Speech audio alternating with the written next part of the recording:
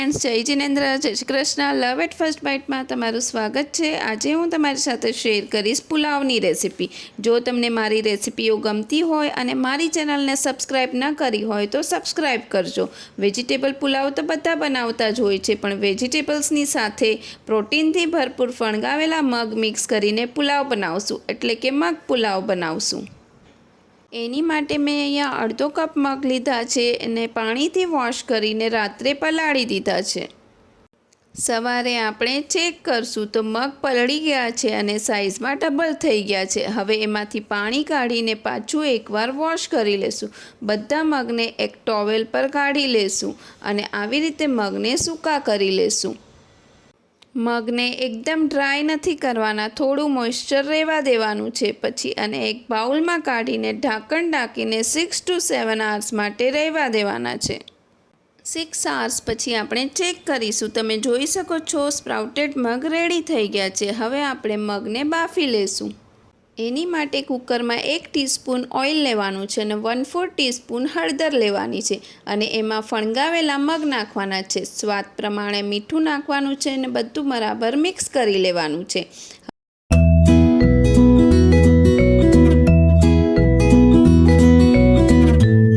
જે કપથી મગ લીધા હતા એ 2 કપ ભરીને પાણી નાખવાનું છે, એટલે કે 1 કપ મગ અને 2 કપ પાણી. હવે બધું બરાબર મિક્સ કરીને કુકરનું ઢાંકણ ઢાંકીને 2 વિસલ કરવાની છે.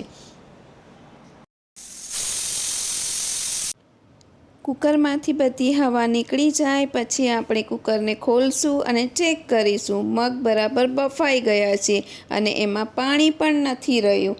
જો મગમાં પાણી રહ્યું હોય તો એને ચાળણીમાં કાઢી લેવા.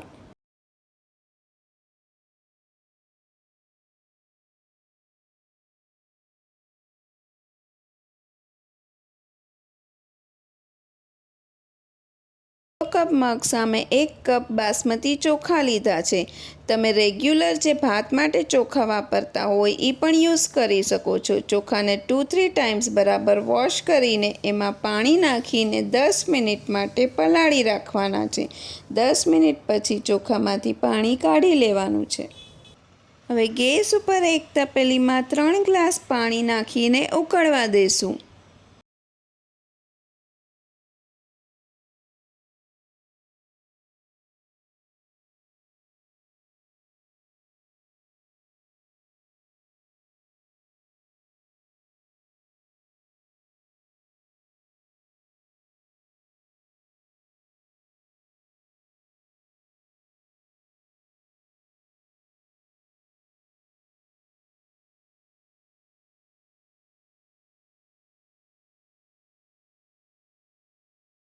આપણે આવી રીતે ચેક કરશું. ચોખાને 80% કૂક કરી લેવાના છે. ચોખા કૂક થઈ ગયા છે. હવે એને એક સ્ટ્રેનરમાં કાઢી લેશું. હવે ભાતમાં કુકિંગ પ્રોસેસ અટકાવવા માટે એની ઉપર ઠંડુ પાણી નાખશું. હવે પુલાવનો સ્વાદ વધારવા માટે આપણે એક પેસ્ટ બનાવીશું. એની માટે એક ટુકડો આદું, 7-8 કળી લસણ, 2 ટેબલસ્પૂન લાલ મરચાં પાવડર અને મીઠું સ્વાદ પ્રમાણે લઈને બધું પીસી લેવાનું છે. પેસ્ટ બરાબર પીસાય એની માટે એમાં 2 ટેબલસ્પૂન પાણી નાખશું અને પાછું પીસી લેશું. તો આપણી પેસ્ટ રેડી છે. એને એક બાઉલમાં કાઢી લેશું.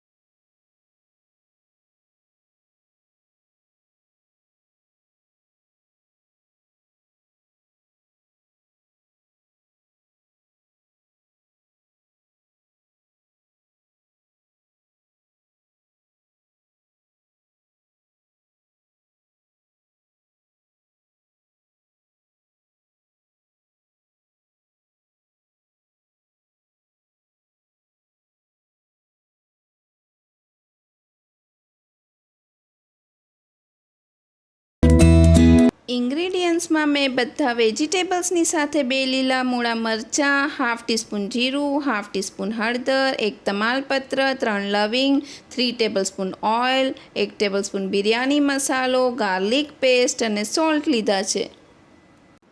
મીડિયમ ગેસની ફ્લેમ પર એક કઢાઈ રાખશું, તેમાં તેલ નાખશું. તેલ ગરમ થાય એટલે તમાલપત્ર, લવિંગ અને જીરું નાખશું. જીરું ક્રેકલ થાય એટલે એમાં કાંદા નાખીને સાતળશું.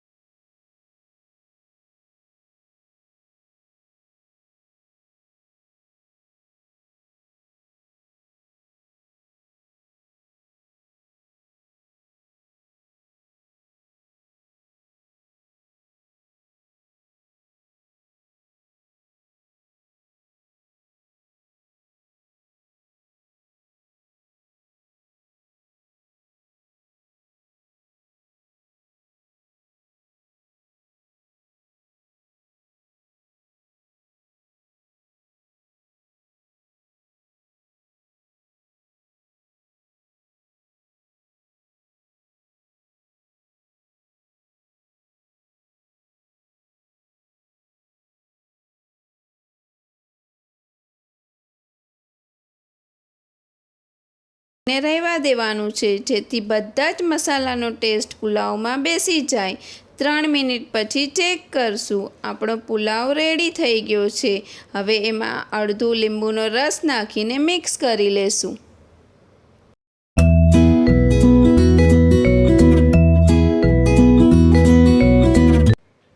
આપણે જે મગ સાઈડ પર રાખ્યા હતા એમાં 2 ટેબલસ્પૂન કાંદા, 2 ટેબલસ્પૂન ટમેટાં, 1/4 ટીસ્પૂન સંચળ પાવડર, હાફ ટીસ્પૂન લાલ મરચું powder, salt as per taste અને હાફ ટીસ્પૂન લીંબુનો રસ નાખીને બધું મિક્સ કરી લેશું.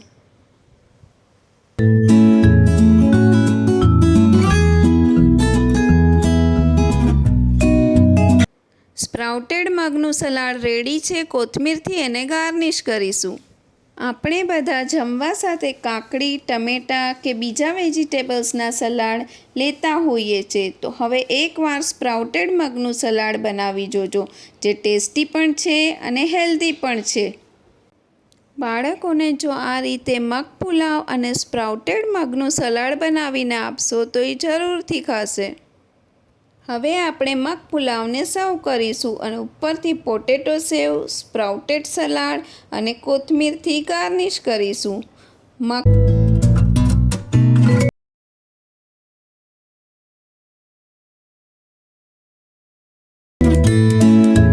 પુલાવ દહીં સાથે ટેસ્ટી લાગે છે. અહીંયા દહીંમાં મેં સોલ્ટ અને રેડ ચીલી પાવડર નાખ્યા છે. મગ પુલાવ સાથે દહીં, પાપડ અને સ્પ્રાઉટેડ મગનું સલાડ સર્વ કર્યા છે. આ એક હેલ્ધી મીલ છે જે આપણે લંચ કે ડિનરમાં લઈ શકીએ છીએ. આ ચટાકેદાર, ટેસ્ટી અને હેલ્ધી મગ પુલાવ તમે પણ જરૂરથી ટ્રાય કરજો. જો તમને મારો આ વિડીયો ગમ્યો હોય તો લાઇક, શેર અને મારી ચેનલને સબસ્ક્રાઈબ કરજો અને આવા નવા વિડીયો જોવા માટે બેલ આઇકન પ્રેસ કરજો જેથી નવા વિડીયોના નોટિફિકેશન તમને મળતા રહે. Thank you.